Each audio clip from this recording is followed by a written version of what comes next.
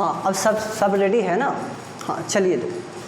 अब समझेंगे कि सिंधु घाटी सभ्यता में ईंटों का प्रयोग किया गया था।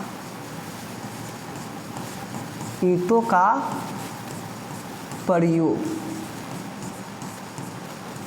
प्रयोग किया गया था और कैसा किया गया था ये ध्यान देना है चेला। ये जो ईंटों का प्रयोग किया गया था याद रखना है, लंबाई, चौड़ाई, ऊंचाई, ये याद रखना है चेला। लंबाई, चौड़ाई, ऊंचाई किस रूप में था? 4:3:2 के अनुपात में था। ये याद रखना है। यहाँ 2 हो जाएगा और यहाँ 1 हो जाएगा। ठीक है चला। आज मच्छी बहुत दिक्कत कर रहा है, लिखा रहा है, एने से एने घसट दे रहा है, ताकि किधरों बैठ जाता है ना तो डिजिटल पर काम करने लगता है, इसलिए उसमें क्या होता है, रक्तहीन माना जाता है ना। इतना आप लोग को चला समझ में आ गया होगा ईंटों का प्रयोग में। अब ध्यान देंगे, बहुत अच्छी तरह से समझने का प्रयास करेंगे, हर एक पल को समझेंगे, ताकि जब लोग बदल सकते हैं तो आप क्या चीज़ हैं चला। तो ईंटों का प्रयोग 4:2:1 का प्रयोग हुआ था। अब ध्यान देंगे ईंट का प्रयोग 3 तरह से हुआ था, है ना। 3 प्रकार की तरह से हुआ था। पहला याद रखेंगे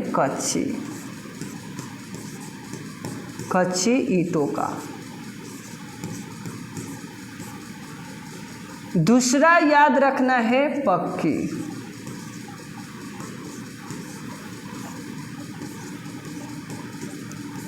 और तीसरा याद रखना है फन्नीदार।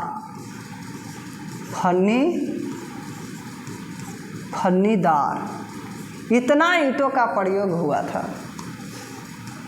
और ध्यान से समझते हुए चलेंगे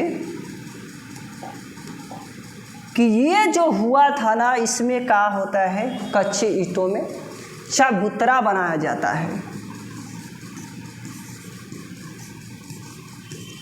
चबूतरा बनाया जाता है ईंट से। ये पक्की ईंट से बड़े बड़े इमारत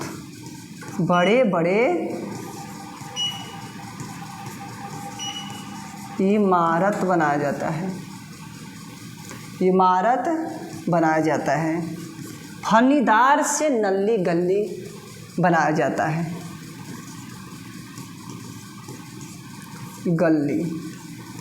नली गली बनाया जाता है फनीदार ईंटों से। इतना आपको याद करते हुए चलना है ना। अब समझेंगे कि घाटी क्या है। अब समझेंगे चला घाटी को समझेंगे। इसमें क्या होता है ना, पश्चिम पूरब घाटी याद रखेंगे। पश्चिमी घाटी और पूर्व घाटी। इसमें निचला शहर माना जाता है। निचला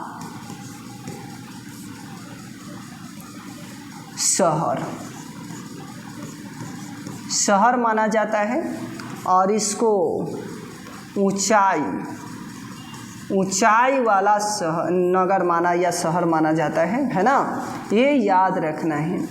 अब ध्यान देना है चला, इसको क्या बोला जाता है, दुर्ग बोला जाता है ना। दुर्ग बोला जाता है, याद रखना है, दुर्ग बोला जाता है। आपको धौलावीरा जो है ना, 3 नगरों से निर्माण से बनता है, याद रखेंगे, है ना। धौलावीरा जो है चला, याद रखना है,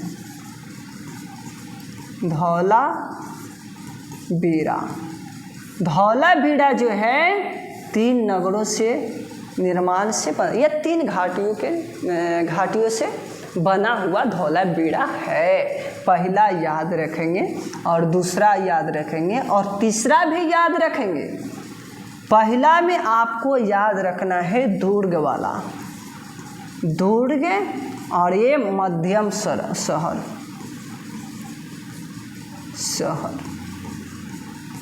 और ये याद रखेंगे हाँ, निचला शहर।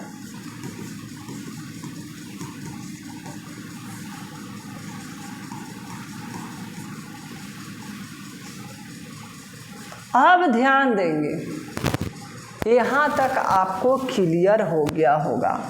और धौलावीरा का अगर विवरण देने वाला कोई दूसरा नहीं है, रविंद्र सिंह। रविंद्र सिंह, रविंद्र सिंह जो है ना, ये ही विवरण दिए थे, याद रखेंगे विवरण।